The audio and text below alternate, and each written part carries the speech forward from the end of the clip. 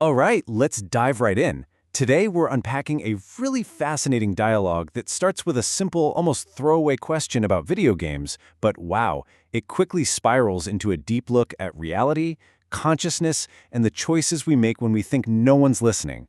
So here's the big question. It's something we've all heard, right? Relax, it's just a game. But what if it isn't?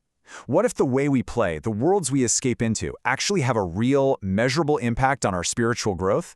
Well, this explainer is going to dig into that exact idea.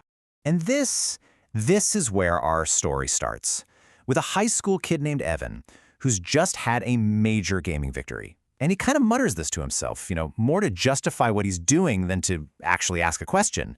He definitely doesn't expect an answer, but he gets one. Suddenly, a voice. And Evan calls this voice Lord Blue. It doesn't come from across the room, it comes from inside his own head. And right away, this voice just lays out the central conflict, doesn't it? The choice between really wanting to know the truth and the comfort of just pretending.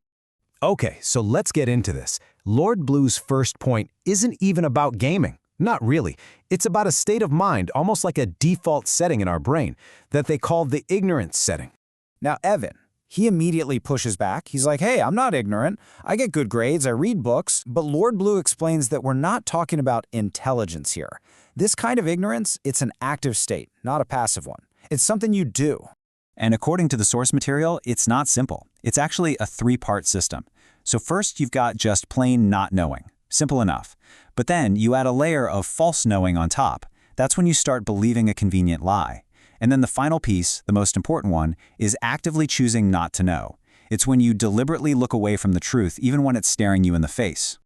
So the huge takeaway here is that this is not about being uninformed. It's a choice. It's a willful act. As the source puts it, you don't just stumble away from the truth by accident. You build a wall to block it, and you use a comfortable lie as the bricks and mortar. So to try and make sense of this whole complicated idea of a divided mind, Evan himself actually comes up with this really powerful metaphor. And honestly, it becomes the key to understanding the entire conversation. And there it is. This is the central analogy for everything that follows. Choosing to disconnect from a bigger truth is just like deciding to live in one tiny part of your own home while insisting that the rest of the house isn't even there. And this just illustrates the two parts of the self so perfectly, right?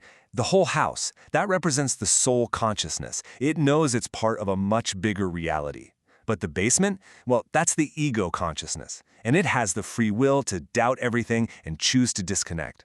And here's the brutally honest reason why someone might choose to live in the basement. It's just convenient.